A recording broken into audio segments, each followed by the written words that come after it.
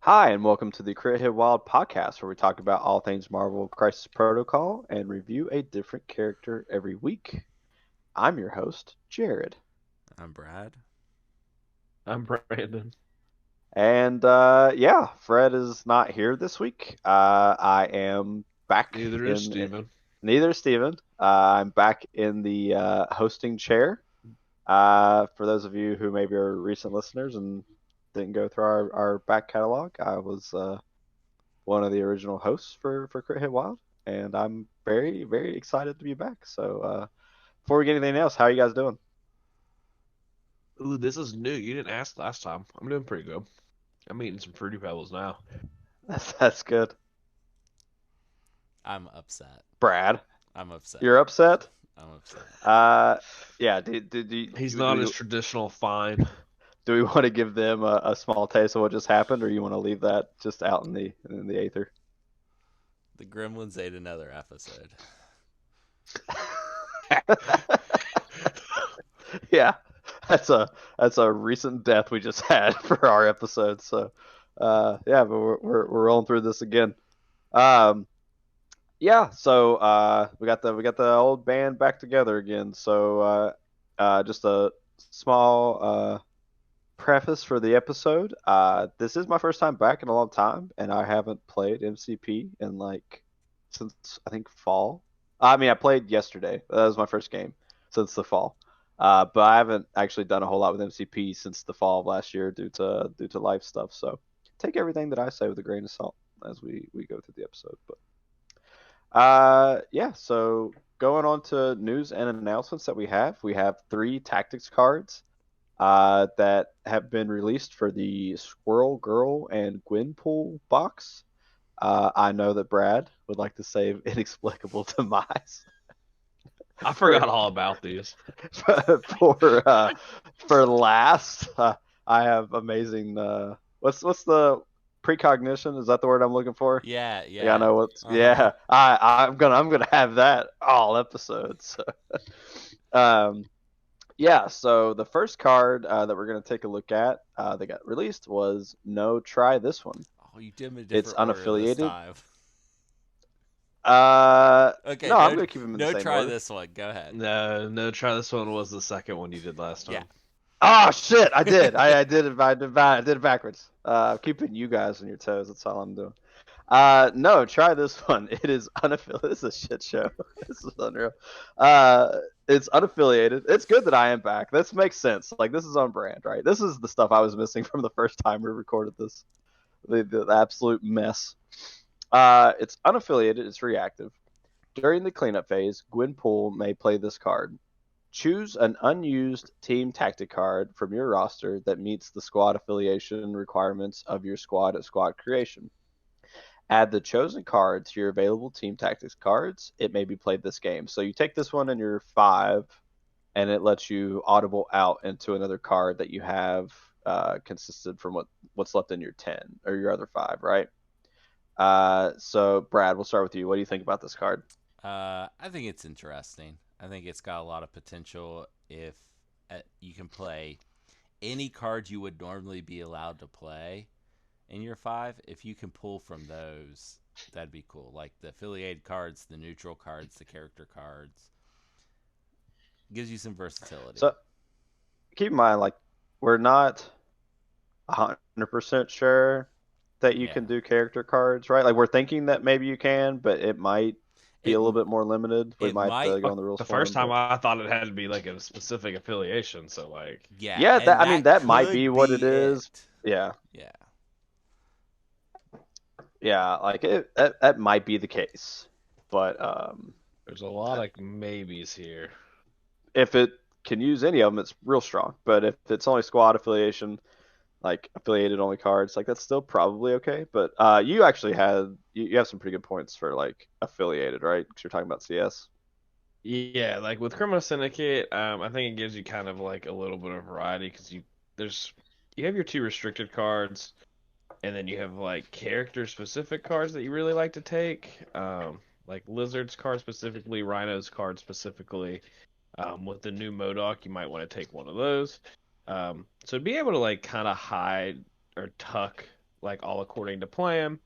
Because there are games where you just always have priority. Like they might go wider than you, and you always have priority. You never need all according to plan.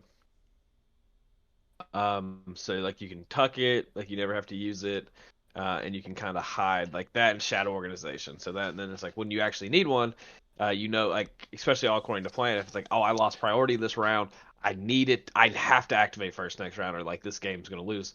Now you play this in the cleanup phase. Now you get all according to plan. So during the next power phase, you're able to pay for it, do it, and it kind of just keeps your opponent on the toes. If you can use any card, it's miles better Yeah. because Shat you just take like your affiliated cards and you take it, and now if you need this as robbery or monkey brain as lizard home or mind games or simpleton or exceptional healing or recalibration matrix or versatile strategy, anything like that, you can then sub in kind of on the fly. Shadow Org is like I think one of the best examples that you could probably say because like you want it like let's say that you're playing in a matchup that like can bring a lot of guns. So like let's say that you have something like Avengers can put like a lot of blasters on the table and stuff like that. So like let's say you're going into Avengers and they have the option to like bring quite a few blasters or they have the option to bring like a bunch of beaters, right? Like Shadow Org is that card that you want sometimes, and you might go into a match and you think they're going to put down a bunch of beaters, and before, like if you had Shadow Org, you would risk taking it, and they could just be like a dead card, or they could audible into like guns, and then you can just switch this out and take Shadow Org, right? So like that's like one of the best examples I think for the card. Yeah. I really like that's the two I would probably like keep hidden or all according to plan in Shadow Org, like mentally. Yeah, But it's also something that now like that person has to like think about the rest of the cards in your list and kind of prepare for them. Especially with as good as tactics cards are getting, where usually you have 10 and like they're usually really good in most like top of the top affiliations. Like you're usually very flush yeah, with cards. yeah. So very good for like tactics card dense affiliations. But all right, so then we have another card. They say keep your enemies close. This is unaffiliated. It's active. Squirrel Girl or Gwynpool may spend 3 power to play this card. During the next attack made by the character that played this card, if that attack targets an enemy character within 1, the target character rolls no defense dice during the attack. So a very execute style card here. Then it has, during the next attack made by the character that played this card, if that attack targets an enemy character that is not within 1, after the attack is resolved, place the target character within 1 of the character that played this card. So you get an either or effect, right? Which is really, really cool. So either one of them plays it, you use it very offensively, and then within 1, they don't roll any defense dice, which I think that they both have pretty good like attacks that they can do. And roll no defense dice can get you that key KO. But the other portion of it is the during the attack, if they're not within 1, place the target character within 1 of the character that played the card. You do this late game, and you pull or displace somebody off a point. Maybe you displace like a really big boy like a Hulk. Use a range 4 attack to pull him off. Put him on the opposite side of the character that played it. It's very, very good. What do you think, Brandon? Yeah, I think this card's really, really good. I think it might be slightly better with Gwenpool just because she has a bigger attack. Um, but I think it's still really good. Squirrel Girl, like the thing with Squirrel Girl, it's a little bit more situation because you need to have the token on her so you can get the rerolls. Um, and then you can do it where the stabby swords has like the pierce. The pierce doesn't matter, but it has like she has a 8 dice spender that damages other characters. So if you're within 1, it might be like a battle royale happening. Like there might be other models nearby, and now all other characters within 2 of the target characters suffer damage and gain incinerate. Um, so it's kind of like a nice little like kill 1, damage everything. I got you. What do you think, Brad? Uh, I think that just for the first part, it's so good. Like it is. similar to that Corvus Proxima card, which is an amazing card. Like, especially with Squirrel Girl, you get, if you still have your token, you get 2 rerolls. She's gonna do a lot of damage with that hit. Like, I Yeah. really like that. And that The might be the thing I something. didn't mention, which I guess I want to mention real quick, from the first time we talked about it, is the fact that especially Gwenpool has range 4 attack, so you can be outside of range 4, place it on the other side of you, and then you can then spend 2 power in place. So it's just like, all right, bye, Yeah. and now you just jettison out of there, and And that might be like where Squirrel Girl does get like her rerolls and stuff. Like she might be better to try to play the execute style portion, and then Gwenpool might be better to try to play the displace portion of it. But yeah, the displace is definitely. I think I mean, for 3, just the displace part's really good. Like you yep, don't. Like the other point's just like an added bonus. Like it's a really good card. yep, very very good. All right, and then we have inexplicable demise. This is unaffiliated. It's active. During Squirrel Girl's activation, she may spend X power to play this card. And you got your calculator handy there, Brad? I don't think we needed it this time. You got all the numbers memorized. Close enough. Choose He's choose an he's enemy. so sassy right now. Choose an enemy character within 2, and with a threat value of X or less. Roll a number of dice equal to the chosen character's threat value. If the roll contains one of the following combinations of results, you may apply the corresponding effect. So we have 5 bullet points here. The first one is if you roll a crit, the chosen character gains slow. Crit wild will gain use slow and stagger on the chosen character. Crit wild hit will give them slow, stagger, and root. Crit wild hit and shield is going to net you slow, stagger, root, and stun. And then finally, crit wild hit, shield, skull. Chosen character is KO'd, just outright. Um, an interesting one to say the least. Definitely the most fun. We'll start with you, Brad. What do you think? Um, it's certainly fun. Um, not reliable with low threat, but against high threat, it could um could be clutch. Like we were talking in the Discord earlier that against like 7, 8 threat characters, the to just take them off the table is something like a 10%, and it's over 20% with Heimdall. I would take a 1 in 5 or even a 1 in 10 to make them take their Thanos or their Dormammu off the table. If you're looking at like a 6 threat, the crit wild and the hit, that's like a 20%, right? Yeah, it was somewhere in that neighborhood. Something like that. Yeah. So ideally, getting like you want the slow and the stagger, and pretty much to get value out of this, you're probably going to want to go for Chunky Voice, which is thematic for the card. I mean, the artwork is her punching Thanos in the face. But what do you think, Brandon? Yeah, this is the type of card I want more of in the game. Just something really fun. Not necessarily game breaking or broken, but I think this is one of those cards where you have a ton of fun with, and then when you pull it off, like you get to tell that story for like the rest of time. Yeah, like it's it's definitely like very very very fun. I would say if you're looking at this card maybe competitively, it's not the most reliable card. I think if you have like a Hulkbuster, like I think if you have at least like a 6 threat model, you're probably going to get value out of it because I think the chances of you getting the slow and the stagger are decent enough. It might be worth it. I don't know if it's fully worth the tactics card slot, but I mean you may just absolutely you get roll up on a Malekith and you pop off and you get like the slow stagger root and stun, which will absolutely just neuter a Malekith. So, I mean, that could be pretty game winning for you. Uh, but definitely very, very fun. One of the things I want to point out about these tactics cards is that like this is a very, very like cool spread that we have for this box. So like, no, try this one is like niche and situationally good. They say keep your enemies close is like really good and like very competitive card and it's probably can be stapled to these characters. Like it's just really really good.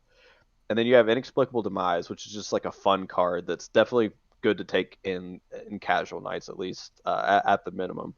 So I think like having a spread like this, having like a niche card, a really really good card, and then like a fun card is like the perfect spread for a box. I don't know what you guys think, but You do know it. We think we had this conversation already. I do. Dude, know what you think.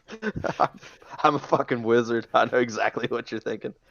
But you made some pretty good points, Brandon. Like you said you were pretty happy about that, right? Yeah, this is the if I can get the spread in every single box, like I think the game's in a perfect spot. Like I think these are the three that you really like the three kind of varieties, like a really fun card. This is all I wanted out of like Hulk, Immortal Hulk, is I just wanted like one like, really super fun like tabletop card.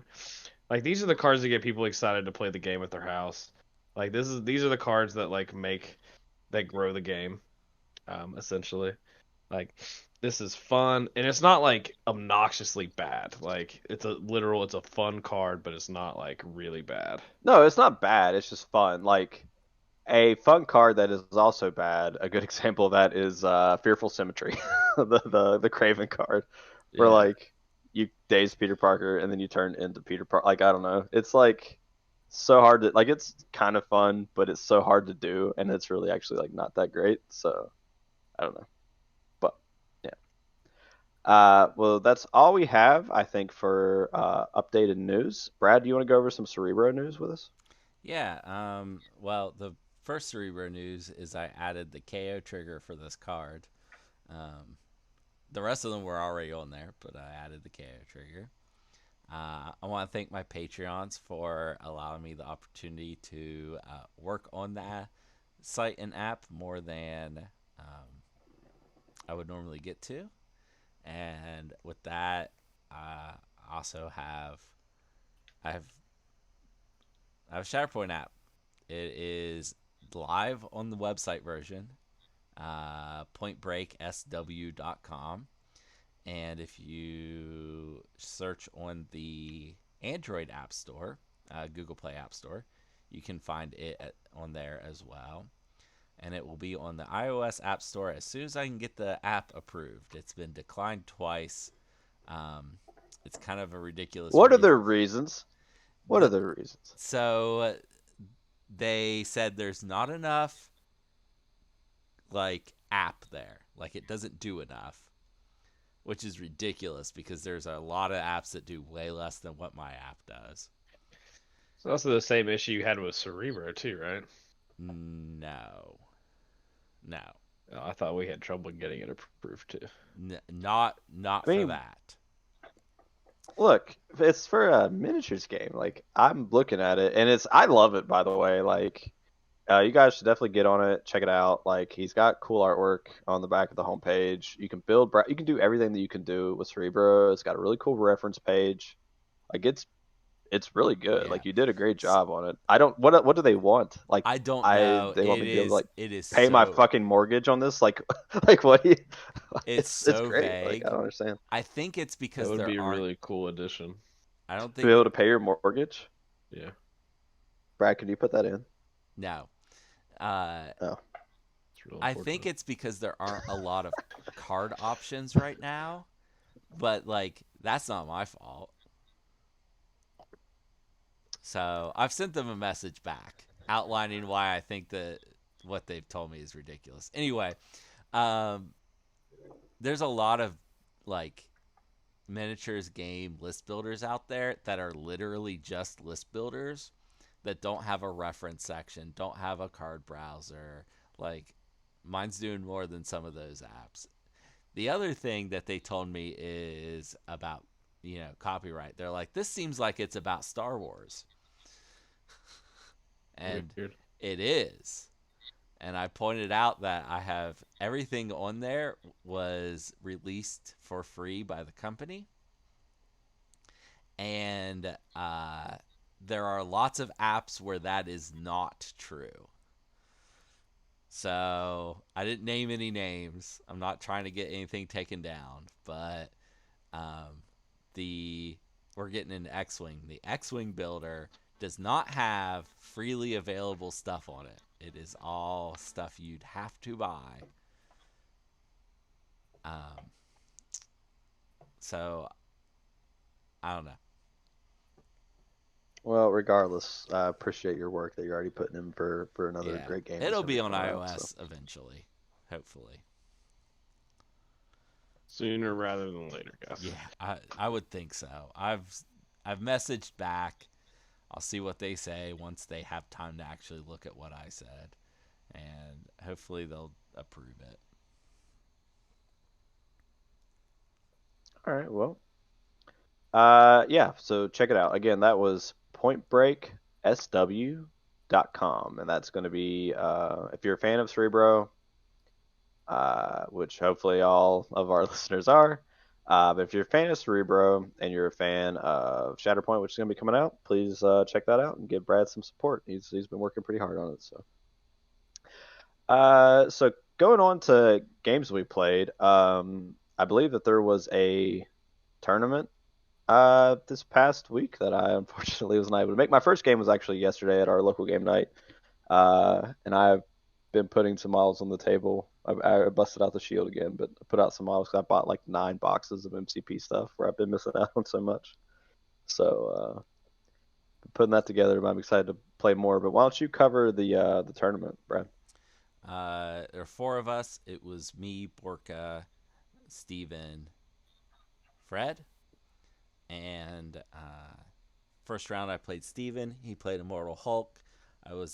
I dazed Immortal Hulk. Um, and by the end of the game, he was fully healed and no longer had a token. So that's great. But I was playing X-Men and I was able to score fast enough to win the game before he completely wrecked me. And then I played against Borka in the second round, and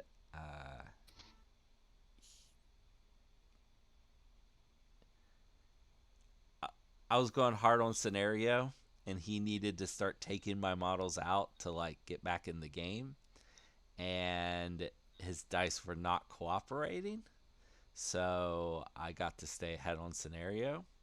At one point, he put something like 5 energy attacks into Beast, and Beast didn't take any damage. Most of those he did have cover, and he had That's rough. power to reroll, but he still should have got some damage through.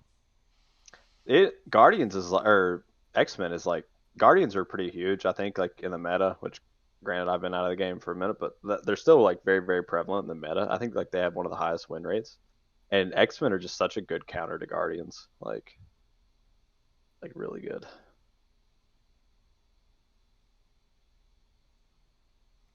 Yeah, if they can survive, Yeah. if they can survive. Well, congratulations on winning, Brad. Thanks. It never clicked for me that the Immortal Hulk, like I never caught that the green door was at the end of each turn, Yeah, not just his turn. yeah, That's pretty gross. sure is. All right. Well, with that, are you guys ready to take a look at this week's character? Yeah. You good, Brandon? You got him pulled up? Yeah, I got nothing. I got nothing else. Sorry. Oh, you're good. I was just saying if you had Colossus pulled up. Yeah. All right. So this week, this is the Colossus episode. So we're gonna take a look at Colossus. So Colossus, aka, how you say that, Brad? Piotr, but they usually call Piotr. him Pete or Peter. Piotr Rasputin. He's clocking in at 6 stamina on his healthy side, going up to 7 stamina on his injured. He's a short mover. I'd like to clarify he is on a medium base. So short mover on a medium base, size 3. He's clocking in at 4 threat. He has a 4 physical, 3 energy, 3 mystic stat line. He has 2 attacks. He has a range 2, 5 dice physical strike. He has a standard power equal to damage dealt, and he has a wild concussive force. After this attack is resolved, the target character loses 1 power. He has the X Slam Spender. It's range 2, also physical. comes in at 7 dice, costing 3 power. It has the stun trigger. After this attack is resolved, the target character gains the stun special condition. No wilds or anything needed. It just automatically does it. And then he has wild stagger. After this attack is resolved, the target character gains the stagger special condition. He has the active playing catch, cost 3. Active superpower playing catch, cost 3. Choose an interactive terrain feature, size 3 or less, within 2, and throw it medium. Can only be used once per turn. He has the reactive Big Brother, cost 2. When an allied character within 2 of this character is targeted by an attack, this character may use a superpower. This character becomes the target of the attack regardless of range and line of sight. He has the reactive Bosmoy, cost 2. When this character is targeted by a physical or energy attack, it may use the superpower.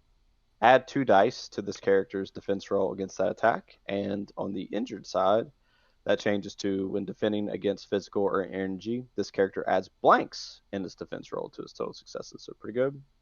And then finally, has 2 passives, Organic Steel. When this character will suffer damage from an enemy effect, reduce the amount suffered by 1 to a minimum of 1, and Immunity Bleed. So, Brad, you're the ex-lover. Why don't you tell us what you think about Colossus? Unfortunately, he doesn't make it into my list very often. I have one list with him in it. It's X-Men Red, so that is X-Men with Red Skull 2. He's good in that list. He didn't make it in regular X-Men or in X-Force, unfortunately. He's star for power. In X-Force, he doesn't do what they want to do. In X-Men, he doesn't do what they want to do. It's rough. He's just fighting super hard in that 4 threat slot, right? Yeah. I mean, when you look at, he's got all the, like, it's like he's got all the tools there. He's just missing something. Like when you compare him to Psylocke, is there ever a world where you take him over Psylocke? No, not without changes. Yeah. What do you think, Brandon? I mean, he's the so like I think he's the 5th best 4 threat that Uncanny X-Men have. Um, he's probably close to the same boat in X-Force. I actually didn't even think about X-Force really. I just don't think he fits with X-Force like at all. On what they're really trying to do,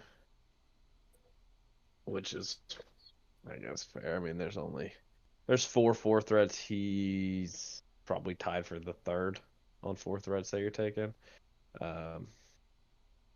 Ironically, the more I've been thinking about it, his best fit might be in Brotherhood as far as his affiliations. Yes, I think Brotherhood's probably fine, but even then, I don't have him in my list. Yeah, I don't think he's great in Brotherhood, but at least like you can make a defense that like if you don't own like Juggernaut, but you want to like make sure Magneto stays safe, just using Colossus as like just a pure inaffiliation bodyguard, because he's going to be hard to kill. Like he's going to be tough to kill. Like there's a lot to him that's going to make him tough. That's a good point. Like he can, like, if you're not, it's like, it's kind of like a little sad to say, but like if you don't have like all the releases or there's like models that you're missing, he could like backfill for, some things, I guess, for what you're looking for. But I think to your point, like if you don't have Juggernaut, like maybe you can play him or not. But if you have Juggernaut, you're probably playing Juggernaut. So If you're playing Brotherhood, you probably have Juggernaut, right? Like, yeah, well, let's be real. so he's one of the hardest models to find, though, I feel like in the game. Yeah, I think I've not actually seen his kit in our LGS since release. It hasn't been there because I don't own one. And that's mostly because it has never came back in stock.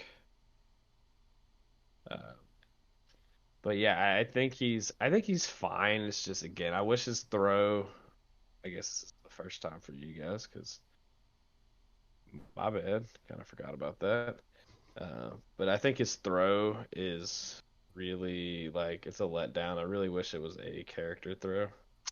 There's no reason for it not to be. I feel like he's strong enough to do it. So Yeah, that bothers me. Like, there's no reason for his throw not to be a character. Or sorry, I'm trying to put Emma's hand on her other hand, and I'm just struggling really hard here. Brandon's been building models during the cast, and he is struggling with him. Poor guy. I gave up after I finished the first one. I was like, I'm gonna not do the second one for a second, and I did a lot better job at this one, but this second hand is not cooperating very well. Colossus Okay, is where that's like fine. he like you would think that like all of his stuff is like he doesn't have a bad kit. What he's missing is maybe some like extra ways to generate power, or like his box came with oh shit, I'm good. Magic. It's magic Not and Colossus. no, the tactics cards. What's the one that everybody like was taking? Indomitable. Indomitable. Like it comes with that card. It would be cool If that was if just built on him. yeah, if like he had some kind of effect where like he couldn't be pushed by enemy superpowers, or like mystic attacks or something like that. Even if it was just like enemy superpowers, that would be really cool. Like I think most of those things read that they can't be placed or advanced by enemy superpowers or mystic attacks. It would be cool if he had something that was like can't be moved or placed by like enemy superpowers or physical attacks. That would actually be kind of cool if he had like a weird reverse of it. If Yeah, he we had came something, up with a lot of cool things. I think my favorite thing, I like the idea that is if the attack doesn't do damage, that you like it doesn't damage to the attacker. that'd be pretty cool. What would you like? Because you play X-Men or you play mutants more than any of us, Brad. What's something that you would maybe? What do you think could be changed about Colossus that would maybe like put him in a roster for you versus some other choices? At the very least, gaining power is great. Not Gain a getting power every moved. time this character rolls a shield. Oh, that yeah, there you go. That'd be a good one. That would be cool. Um, Beast has something. What is it? He has to roll a skull though, right? Skulls. Yeah. Yeah, Uh, yeah. Give Colossus shields. There you go. the not moving thing is brilliant. Like I love that. If he just couldn't be moved, he would maybe get played in X Men. That is something that they could use. Um, Oh, okay. Yeah. yeah, that I feel like there was another thing that I just thought of and then lost. Well, he's just barely missing something to kind of put Yeah, him, because fourth thread is just such a contested zone, and there are just some really good quality fourth threads that he just kind of gets pushed by the wayside. But before we review him, there is one tactics card that comes in his box that he's required for. We'll take a look at. Fastball special. It's unaffiliated. It's active. If Colossus is within 2 of an allied Wolverine, both characters may spend 1 power to play this card. Throw the allied Wolverine medium, so pretty good there. And Wolverine, because it's adamantium, he counts as a size bigger. Wolverine does not suffer collision damage during this throw. Enemy characters that he collides with roll 2 fewer dodge dice and suffer the bleed special condition. So, I mean, it's a really good throw, but unfortunately, you have to take Wolverine and Colossus to make this work, yeah, and I don't know that you're ever doing that. So, If you're no, playing those two characters, you're playing this card. yeah, you're right there. If you're a mad lad, you're playing both, then yeah, you definitely take this. And there are people who I guarantee there are people playing at home that are playing those two characters just because of A fastball special. that and just thematic reasons, right? Like, Well, yeah, like this is a great card for like I always kind of have looked at things through like a more competitive lens, but for like a casual night, or if you're trying to like play a game of Marvel that has like a theme or a story behind it or something like that, so you're going for more of a narrative game. This is great. Like this is a really fun card. oh, and we've talked about it before. I mean, think about how long people try to make like Wolverine 1 work. Yeah, I mean, I think that Wolverine one's still a little bit better than probably you guys do, but when you look at Logan, uh, That's what like it should have been from the very it, beginning. yeah, Logan really stomps on Wolverine one. But Oh, we all right. didn't get to tell the people all the boxes you just recently bought. Oh, I said I bought like 9. I didn't go through it. It was a lot. I don't know that I can tell you that I probably would not have picked up Colossus and Magic. Do you own Colossus of Magic? I don't like. I haven't been able to find them, and I prefer to like get everything through our LGS versus like getting anything online. So I've just been I'm kind of waiting. But staring at a Colossus I just built. that's good for I you. just, It's a bitchin' model. Like he's a super cool model. it is a really cool model, like easy to put together, easy to paint, and just a really cool looking model. Brad, your Colossus looks very amazing. The I'm second gonna tell one's you that. almost done too. Huh? The second one is almost You have done a too. set. Look at that. I can't even get a first one. You got a second one. Look at that. I feel like he borderline has three at this point. Like The he just rich, doesn't. the rich get richer. Look at you. I What had to have X-Men one in boxes X-Force don't you have colors. two of? Um, that's a good question. Blob and Pyro, There's Emma Frost and you Psylocke. you own all of them, right? There's no Yeah, way you don't own all of them. yeah, but Yeah, he well, I'm said talking don't about own which ones two he of. doesn't own two of. Oh, two of. Okay, Yeah, we've skipped one. We're on how many does he not have duplicates of? I I don't have understand. duplicates. I'm probably not going to get duplicates of Pyro and Blob. I'm not getting Blob. another Weapon X box.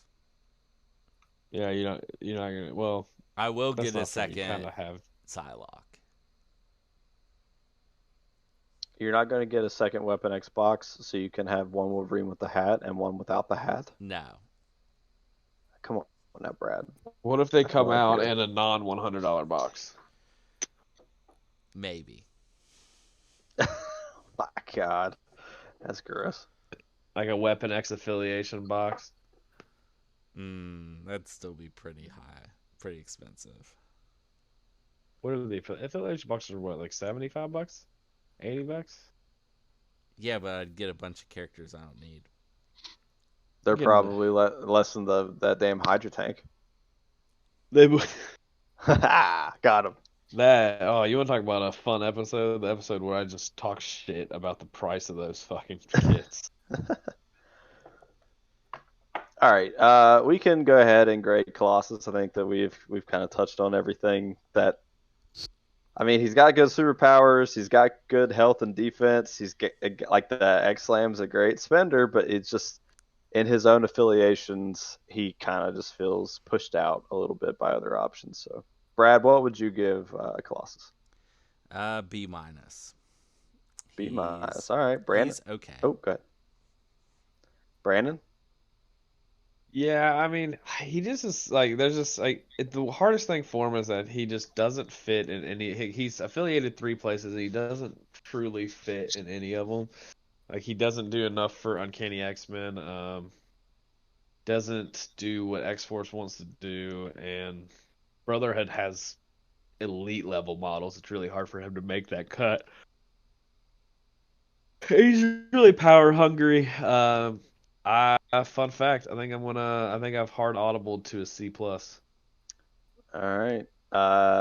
I think I'm also like my gut instinct was C plus, and I think I'm kind of staying there. Like he's just so middling.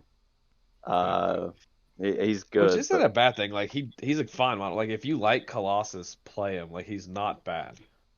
yeah, he just when we're looking at it on the whole, there's just better options. But okay, so B minus and two C pluses. So I feel like he should uh, be immune to incinerate. Like he can't catch on fire, right? you want everything to be immune to incinerate.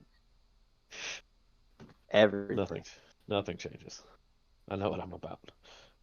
All right. Well, while you're already on the floor and you have the mic, you want to give us some roster talk? Yeah, if you are, in love with Colossus, which there's a lot of Colossus fans out there. I'm on the internet. You really want to play him, you really want to make him work to his full potential. You can play him you play him with Steve in the Avengers. Making everything cost one less is going to make him feel a whole lot better, and having another bodyguard option. Preferably, probably play a lot of Ds. Just build two teams, go up the sides, having a bodyguard on each side that's just probably not gonna die. Um, Makes it really hard for your opponent to deal with, especially once he starts getting power. He's then able to kind of big brother every turn because he does have the good one. It's not once per turn. Um, Now, I mean, at 3 power to take both hits, you're probably in a good spot, and damage is being reduced. He's counting blanks on his backside. It's just a really good place to be in. Him and Steve both bodyguarding, and then counting blanks seems like really obnoxious. Yeah. After you get Yeah. the one bodyguard for one, though, like he could like potentially be set for the rest of the game. Like if they do get a couple chip damage in there, you know what I mean? Yeah, I mean that's the thing is once he gets a couple damage in there with the Avengers, like he's really kind of set up for the entirety of the game. And if you get to use the X Slam attack, like that's Yeah, a great attack. It's a yeah, really good attack. very good. All right, well, thank you for that, Brad. It's You a want to take wild us? trigger on 7 dice. What are those It's yeah, odds? it's very consistent. It's probably really. I can look it up. Brad, you want to take us through some comic books? Sure. So I have a couple Colossus comic books here, a couple classic, 66%. That's really good. couple classic issues, and then a more modern one. So the first thing is it was adapted into a couple episodes of the X-Men animated series that really stuck with me as a kid. And the comics are really good. So Uncanny X-Men 125 through 128, Proteus, Chris Claremont and John Byrne. The mysterious Mutant X has escaped, and it turns out he is Moira McTaggart's reality warping son, Proteus. He jumps bodies and burns them up and is a reality warper and is causing a lot of havoc trying to find his deadbeat dad to kill him. And the X-Men are having a hard time beating him, so Cyclops negs the whole team and makes them fight each other to get them ready. And then someone steps up and saves the day. And I'm going to ask Jared if he can figure out who saved the day. Who do you think it is? Is it Colossus? Okay, so this is the second take, but he nailed it the first time too. So good job, Jared. Yes, I am 3 for 3. Yeah, this is if you like Colossus, you'll probably like this story. He steps up and saves the day. The next one is Uncanny X-Men 183. This is not so much a highlight for Colossus. It's by Chris Claremont and John Romita Jr. So Colossus breaks up with Kitty Pryde because he fell in love with an alien who doesn't speak English or Russian or any other language Peter knows. But he loved her on the alien planet that the Beyonder made so that the superheroes could fight each other, called Secret Wars. I didn't tell you guys this Did last you watch time. the trailer for Secret Wars? Yeah. That's completely different, though. It looks good, though. Do you know why Secret Wars, the comic book, happened? This is a fun Because the story. Skrulls. No. Skrulls Has nothing to do with Skrulls. So you're already way off base. I don't know. Hasbro did a survey of kids and found out that they responded very positively to the word secret and the word wars. So they asked Marvel to make a comic series with all the heroes called Secret Wars so that they could sell Marvel action figures under the banner Secret Wars. Wow. And so one of the editors at the time wrote this comic book about why these superheroes were fighting each other, and it is a threadbare plot. They adapted it in the Spider-Man animated series. Very good episodes of Spider-Man the animated series from the 90s. Anyway, after all that happens, Colossus breaks up with Kitty Pryde, and Wolverine says that he's gonna take him out for some drinking, and Nightcrawler goes to keep them out of trouble. And they go to a bar, and Juggernaut's there, and Wolverine and Nightcrawler pick a fight with Juggernaut, so Juggernaut will beat up Colossus for breaking up with Kitty. It's funny. Yeah. So I do have a question about that. yeah. I thought about. I was gonna ask that. We were gonna record. Was Juggernaut in on it? No, at Juggernaut all? was not in on it. Oh, that's even better because like, yeah, that's great. Okay, And they that's the only question I trashed the bar, and on the way out, Wolverine pulls out a stack of cash and hands it to the bartender for repairs. He was Where did he get he all was that ready money? for this. From Charles Xavier. How does it ever talk about like his wealth? Yeah, it's partly generational and partly he used his psychic powers to invest very wisely. Okay, Wow. gotcha. He is canonically a multi-billionaire. Okay, I gotcha. Um, the last story I have is Astonishing X-Men 1 through 6 Gifted. This is by Joss Whedon and John Cassidy. Joss Whedon, you may know as the writer of Buffy and other TV series. Buffy, I didn't know that he did comics. That's cool. yeah, that's the first Buffy time you've much ever heard that.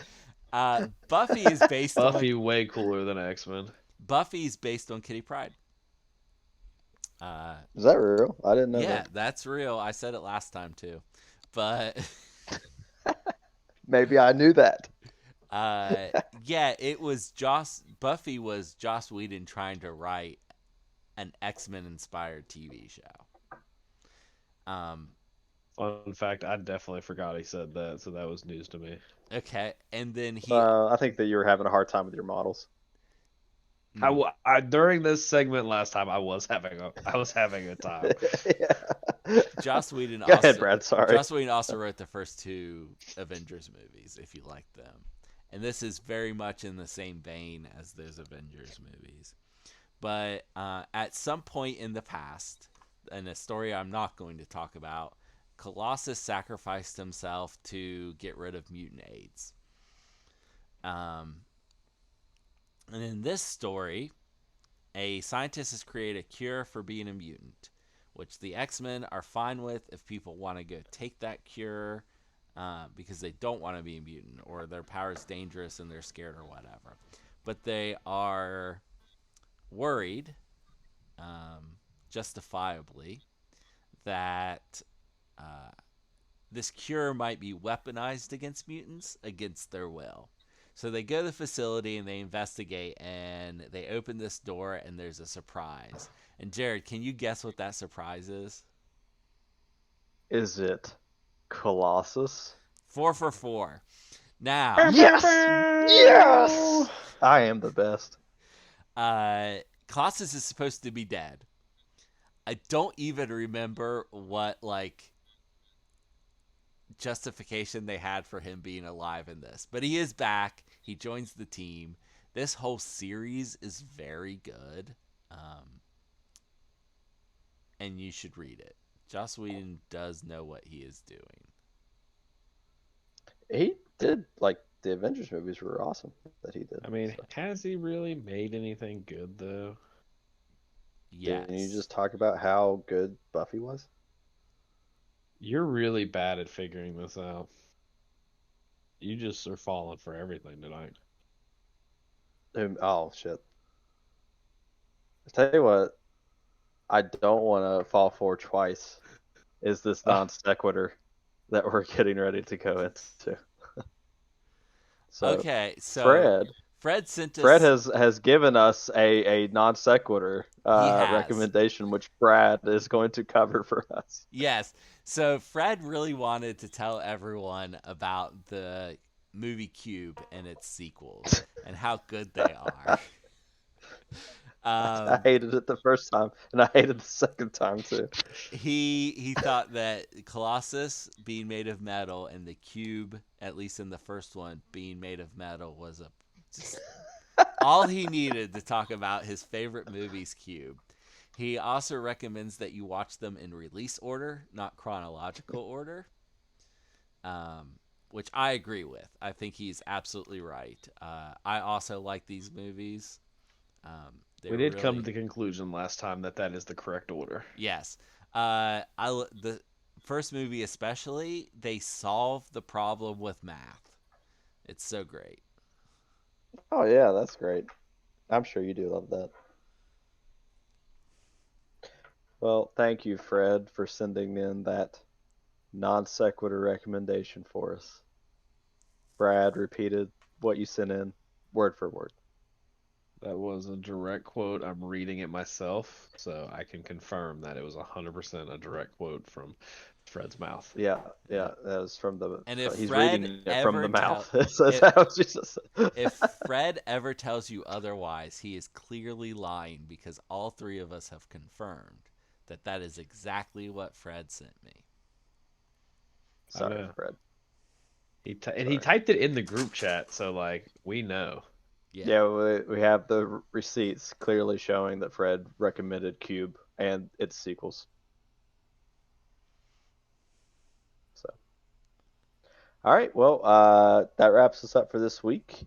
Thank you guys so much for joining us, and thank you all at home listening for putting up with any fumbles I might have had hosting again. I've been out of the game for a minute, but it was great to be on again. It's great to talk to all of you, and yeah, I don't think that we, unless barring new cards coming in, what was on the docket for next week? Which character, Brad? Unless we get a surprise new character that we've never even seen a picture of or been told about, we're gonna do Daredevil.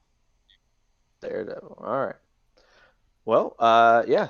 Thank you Busting out guys. ball and fours around here. Yes, this is the most premium force. So good. Yeah. Thank you guys for joining us, and until then, we'll talk to you guys next week.